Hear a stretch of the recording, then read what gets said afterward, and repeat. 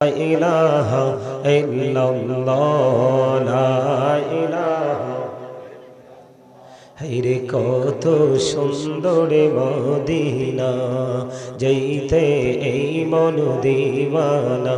হায়রে কত সুন্দর মদিনা, যাইতে এই মন দিওয়ানা। হায়রে দয়া করো দয়াল আল্লাহ, দয়া করো নসিব করো মদিনা। লা ইলাহা ইল্লাল্লাহ লা ইলাহা, লা ইলাহা ইল্লাল্লাহ মুহাম্মাদুর রাসূলুল্লাহ সাল্লাল্লাহু আলাইহি ওয়াসাল্লাম।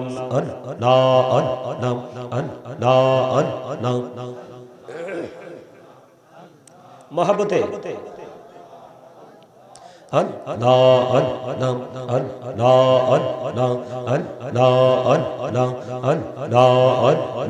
এই নামেতে এত মধু, এই নামেতে এত মধু, জাহানিনি তো আগের দয়াল, জাহানিনি তো আগে।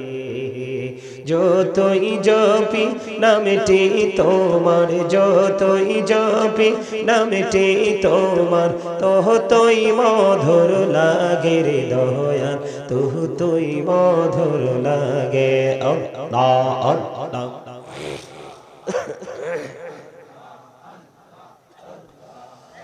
লা ইলাহা ইল্লাল্লাহ মুহাম্মাদুর রাসূলুল্লাহ সাল্লাল্লাহু আলাইহি ওয়াসাল্লাম। জোরে জোরে পড়ুন আলহামদুলিল্লাহ। এই মোবাইলটা খুলে ফেল, টোটালি অফ মোবাইল।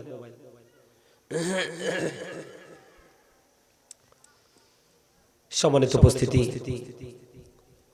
উপস্থিত রয়েছেন উলামায়ে কেরাম। আউযু বিল্লাহি মিনাশ শাইতানির রাজীম। বিসমিল্লাহির রাহমানির রাহিম। ওয়া মা আরসালনাকা ইল্লা রাহমাতাল লিল আলামিন। সাদাকাল্লাহুল মাওলানাল আযীম ওয়া সাদাকা রাসূলুহুন নাবিয়ুল হাবিবুল কারীম। ইন্নাল্লাহা ওয়া মালাইকাতাহু ইউসাল্লুনা আলান নবী। ইয়া আইয়ুহাল্লাযীনা আমানু সাল্লু আলাইহি ওয়া সাল্লিমু তাসলিমা। আল্লাহুম্মা সাল্লি আলা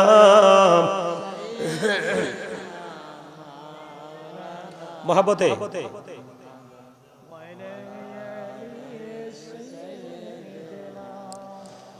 মাওলানা মুহাম্মদ। আল্লাহুম্মা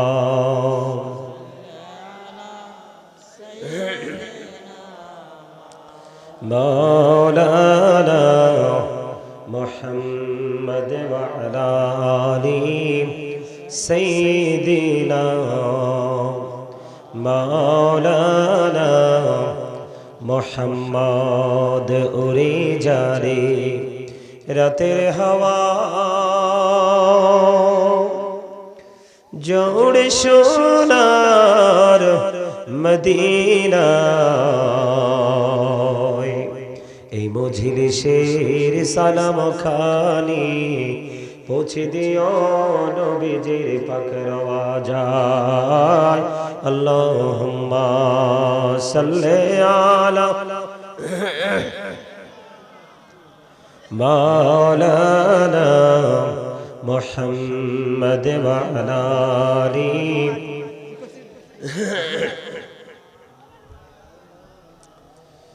মুহাম্মদ দিবানিশি মনির আমার আর দিস না রে যন্ত্রণা ধনী যদি হইতাম ধনী যাইতাম সোনার মদিনায় আল্লাহুম্মা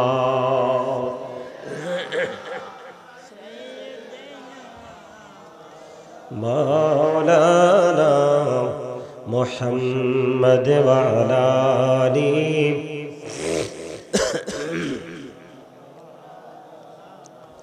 মুহাম্মদ আশিকে হইয়া পড়ো দরুদ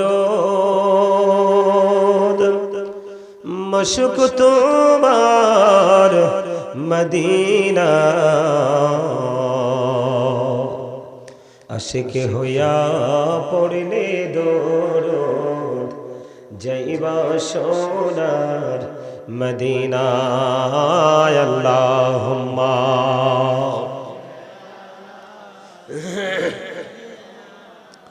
মাওলানা মুহাম্মদ ওয়া আলা আলিহি সাইয়্যিদিনা মাওলানা মুহাম্মদ নবীর প্রেম ছেড়ে মানুষ ও তোমরা কোথায় আছো বুঝি না তোমার মায়ায় কাঁদছে নবীজি শুয়ে সোনার মদিনায় আল্লাহুম্মা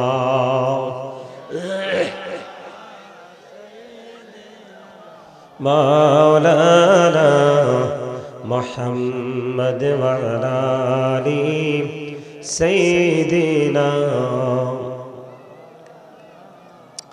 মুহাম্মদ লা ইলাহা ইল্লাল্লাহ লা ইলাহা লা ইলাহা ইল্লাল্লাহ লা ইলাহা হায়রে কত সুন্দর মদিনা যাইতে এই মন দিওয়ানা হায়রে কত সুন্দর মদিনা যাইতে এই মন দিওয়ানা হায়রে দয়া করো দয়াল আল্লাহ দয়া করো নসিব করো মদিনা লা ইলাহা ইল্লাল্লাহ লা ইলাহা ইল্লাল্লাহ মুহাম্মাদুর রাসূলুল্লাহ সাল্লাল্লাহু আলাইহি ওয়াসাল্লাম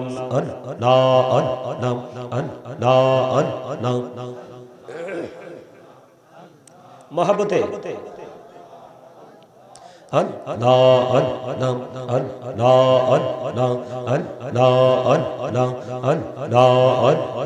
এই নামেতে এত মধু এই নামেতে এত মধু জাহানিনি তো আগের দয়াল জাহানিনি তো আগে যতই জপি নামটি তোমার যতই জপি নামটি তোমার ততই মধুর লাগে রে দয়াল ততই মধুর লাগে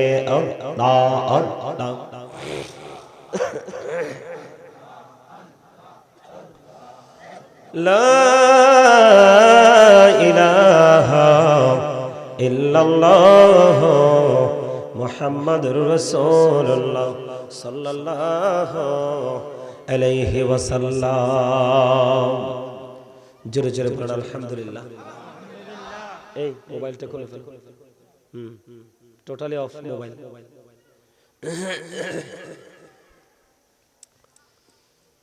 সম্মানিত উপস্থিতি, উপস্থিত রয়েছেন উলামায়ে কেরাম, আমন্ত্রিত অতিথিবৃন্দ, দাড়ি পাকা আমার মুরব্বী বাবারা, যুবক ভাইয়েরা, পর্দার অন্তরালে আছেন মাও, আমার মাও বোনেরা, বিশেষ করে আজকে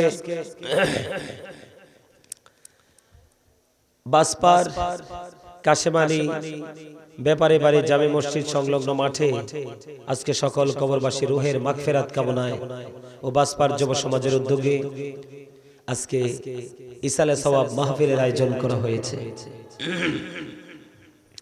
যারা টাকা দিয়ে, পয়সা দিয়ে, অর্থ দিয়ে, বুদ্ধি দিয়ে, শ্রম দিয়ে, সার্বিক সহযোগিতার মাধ্যমে আজকের এই জান্নাতের বাগান সাজিয়েছেন, সকলের প্রতি আমার আন্তরিক সালাম।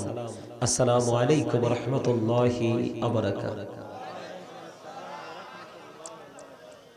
আমরা আল্লাহ রাব্বুল আলামিনের দরবারে লক্ষ কোটি শুকরিয়া জ্ঞাপন করছি যে মহান রব্বুল আলামিন আজকে আমাদেরকে শারীরিক মানসিক সুস্থতা নিয়ে আল্লাহ রাব্বুল আলামিন আমাদেরকে জান্নাতের বাগানে আসার তৌফিক দিয়েছেন, বসার তৌফিক দিয়েছেন।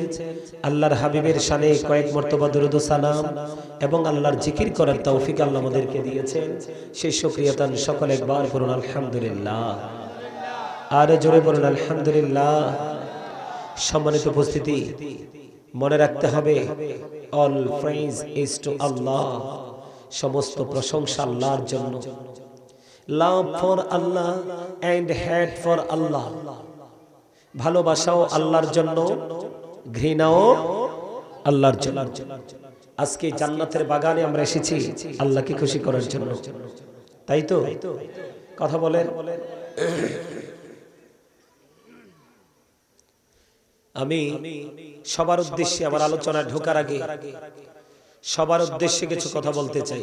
প্রথম কথা হলো, আপনাদের বসা সুন্দর হয় নাই, এখানে আপনাদের পরিচিত আলেমরা আছে। এটা জান্নাতের বাগান আপনাকে মনে করতে হবে। যদিও এটা কারো না কারো জমি, জমিনের উপরে আপনারা খের বিছিয়ে দিয়েছেন, তাই না? সত্যিকার অর্থে আমি যখন এদিক দিয়ে যাচ্ছিলাম, আজকে যখন মাঠে খের দেখছি, বিশ্বাস করেন আমি অনেক খুশি হয়েছি। কারণ এইভাবে মাহফিলে খের বিছিয়ে দেওয়া, মানুষ আরামদায়ক ভাবে বসা, এটা কিন্তু আমরা সহজে দেখি না। এখন বিশেষ করে আমি যে প্রোগ্রামগুলোতে অ্যাটেন্ড করি, ম্যাক্সিমাম প্রোগ্রামে প্রধান অতিথি বা প্রধান বক্তা হিসেবে অ্যাটেন্ড করি, ম্যাক্সিমাম প্রোগ্রামগুলোতে চেয়ার দেওয়া হয়। চেয়ারে কিন্তু আরাম না। আজকে আপনারা এখানে যেখানে বসছেন এখানে কিন্তু অনেক আরাম। আমরা ছোট্টকালে যখন ধান উঠতো না গ্রহণ মাসে, তখন খেরের থুপ দিত না, এই খেরের থুপের মধ্যে লুকাইতাম। শীত আসলে কত লুকাইতাম, আপনারা লুকাইছেন কিনা জানেন, আমি লুকাইতাম।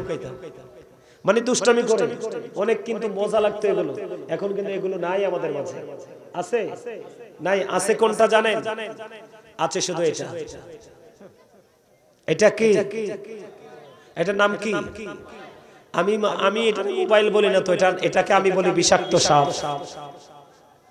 কি সাপ?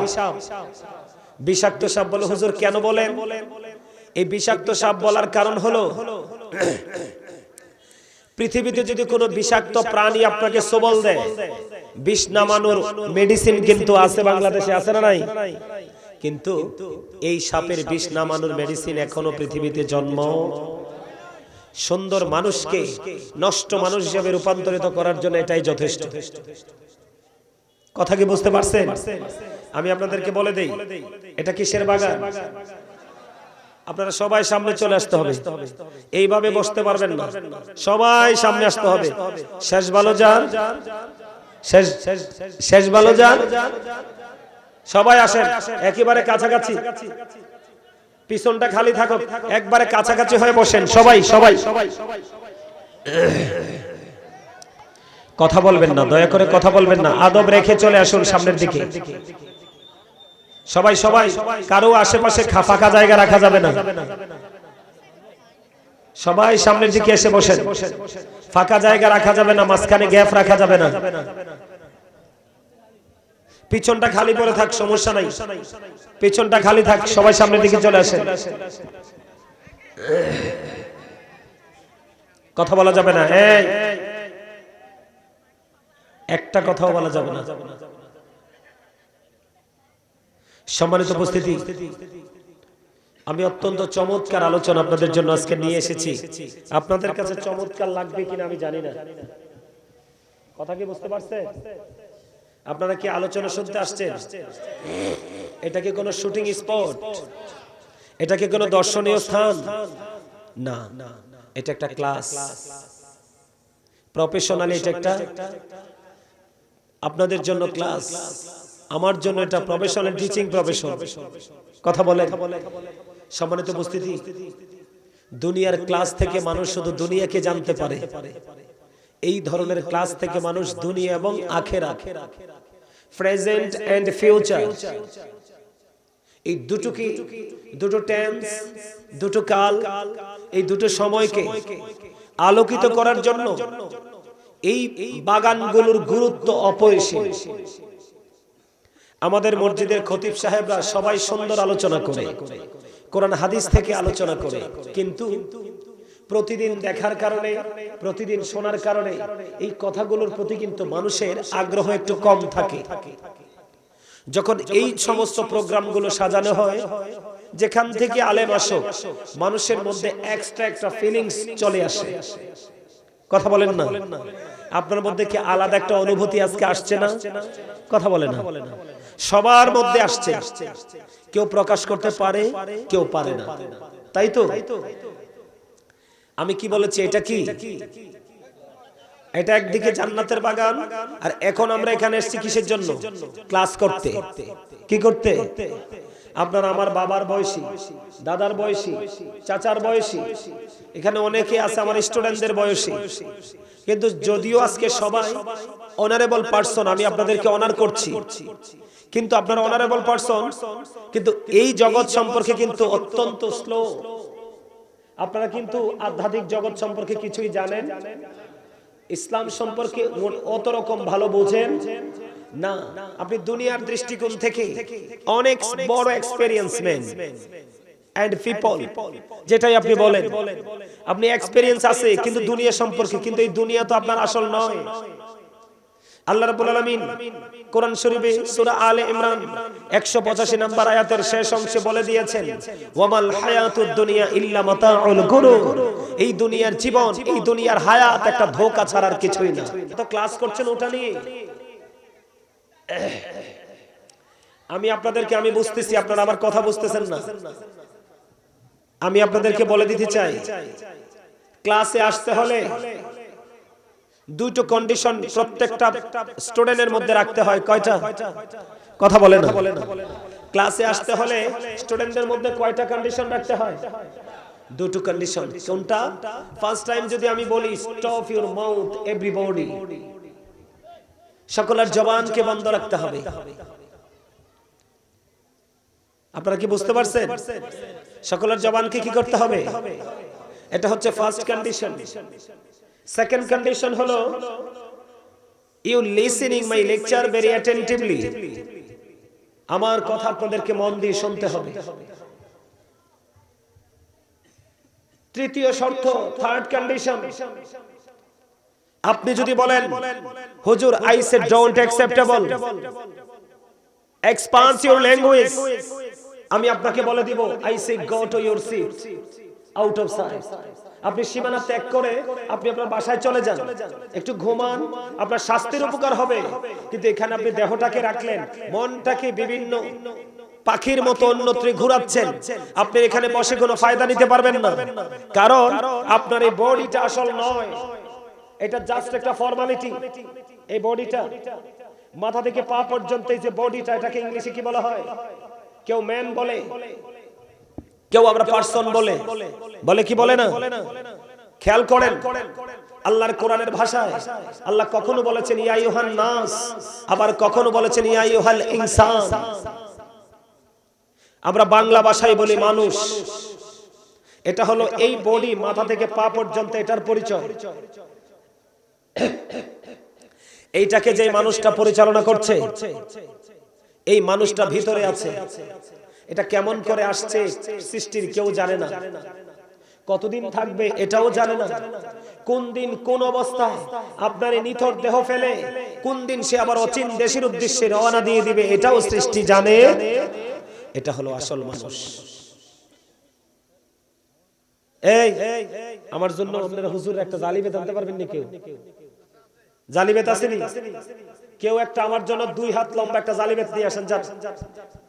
যে কোন একজন একটা জালিবেত আমার লাগবে, আনতে পারবেন না? ওমা, হ্যাঁ আচ্ছা, একটা চান্স, ঠিক আছে, একটা চান্স দেওয়ার জন্য বলছে। ওকে, আমার দিকে তাকান।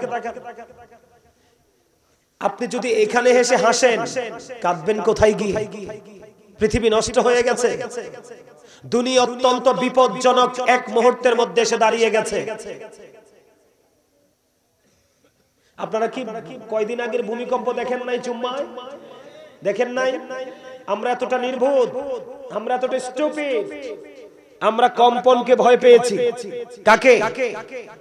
যে কম্পন শুরু হয়েছে, আমরা কম্পনকে ভয় করেছি, কিন্তু যিনি কম্পন সৃষ্টি করেছে তাকে ভয় করিনি। যদি আমরা করতাম তাহলে আমাদের ক্যারেক্টার এত লো হতো না, আমাদের ক্যারেক্টার লেস হতো না। এই তোমরা যুবক ভাইদেরকে বলছি, মাহফিল কমিটির যে যুবক ভাইদেরকে বলছি, এই আমার দিকে তাকাও। এই জায়গাটা চলবে আমার ইশারায়, তোমরা কথা বলতে হবে না। তোমরা কয়েকজন মাহফিল কমিটির লোক রাস্তাটায় যাও, এই মাহফিলের সীমানার বাইরে গিয়ে তাদেরকে কথা বলতে বলবে, এখানে কথা বলা চলবে না। কয়েকজন যেতে হবে, কয়েকজন। আমি কিন্তু কাউকে কখনোই ডাকি না মাহফিলে আসার জন্য। কেন ডাকি না জানেন? কারণ এখনকার মানুষগুলো পৃথিবী অত্যন্ত দুনিয়া লোভী, পৃথিবী লোভী হয়ে গেছে। আপনি দেখবেন নামাজে গেলেও কিন্তু কমার্শিয়াল পদ্ধতিতে নামাজ পড়ে। আপনারা আমার ওয়াজ বুঝেন না? নামাজে গেলেও দেখবেন কমার্শিয়াল পদ্ধতিতে নামাজ পড়ে, জাস্ট ফরজ পড়ে চলে আসে, সুন্নাতের কোনো খবর নেই। অথচ প্রত্যেকটা ওয়াক্তে নামাজে দেখেন আগে আল্লাহ সুন্নাত দিয়েছে মাগরিব ছাড়া। আপনি কি বুঝেন না? আপনি কি বুঝেন না আল্লাহ রাসূলকে আল্লাহ কত মর্যাদা দিয়েছে? আর সেই রাসূলটা কার? আমাদের নবী, আমাদের নবী, আমার রাসূল। কিয়ামতে আপনার কোন নবীর সুপারিশ গ্র্যান্টেড হবে না, একমাত্র গ্র্যান্টেড হবে আপনার আমার প্রাণের রাসূল। আদম নবী কিন্তু দুনিয়ার দৃষ্টিতে প্রথম সৃষ্টি, কিন্তু আদতে হাকিকতে আমার রাসূল প্রথম সৃষ্টি। জোরে কোন সুবহানাল্লাহ। আমি আপনাদেরকে কি বলতে চাই, ভিতরে একটা মানুষ আছে, এটাকে আল্লাহর কোরআনের ভাষায় বলা হয় রূহ। আমরা বাংলা ভাষায় এটাকে বলা হয় আত্মা, ইংলিশে এটাকে বলা হয় সোল। আল্লাহ বলেছেন সে the soul is the word of my lord. আল্লাহ বলেছেন কুলির রূহু মিন আমরি রাব্বি, first tense, present tense, future tense. খেয়াল করেন, ভেরি ইম্পর্টেন্ট বিষয়। আপনি আমি কিন্তু তখনও পৃথিবীতে আব্দুর রহিম, করিম, জব্বার নাই, কিন্তু তখন আপনি আমি হয়ে গেছি রূহের জগতে। কোন জগতে? তখনও আমরা হয়ে গেছি ওখানে। আপনার আমার এই দেহটা কিন্তু পৃথিবীতে এখনো হয় নাই, কারণ দেহের কিছু অংশ মায়ের মাঝে, কিছু অংশ বাবার মাঝে। গুরুত্বপূর্ণ 3টা জিনিস আপনার বডিতে, এর মধ্যে 2টাই মায়ের মধ্যে থাকে। মারহাবা বলেন। তখন আপনার আমার সৃষ্টি হয়ে গেছে আলমে আর হয় রূহের জগতে। তখন আপনার আমার একটা মিটিং হয়েছে, আমাদের সবার সাথে মিটিং হয়েছে রূহের জগতে আল্লাহর সাথে। আল্লাহ সেই রূহের জগতে মিটিং কি আপনাদের আমাদের সবাইকে প্রশ্ন করেছিলেন, আলাস্তু বিরাব্বিকুম, আমি কি তোমাদের প্রভু নই? সকলে বলেছিল ক্বালু বালা, হ্যাঁ আপনি আমাদের প্রভু। আজকে কি আমরা সেই প্রভুকে স্বীকৃতি দিয়েছি? দেইনি। যদি দিতে পারতাম তাহলে আপনাদের প্যান্ডেলটা এত বেশি বড় না।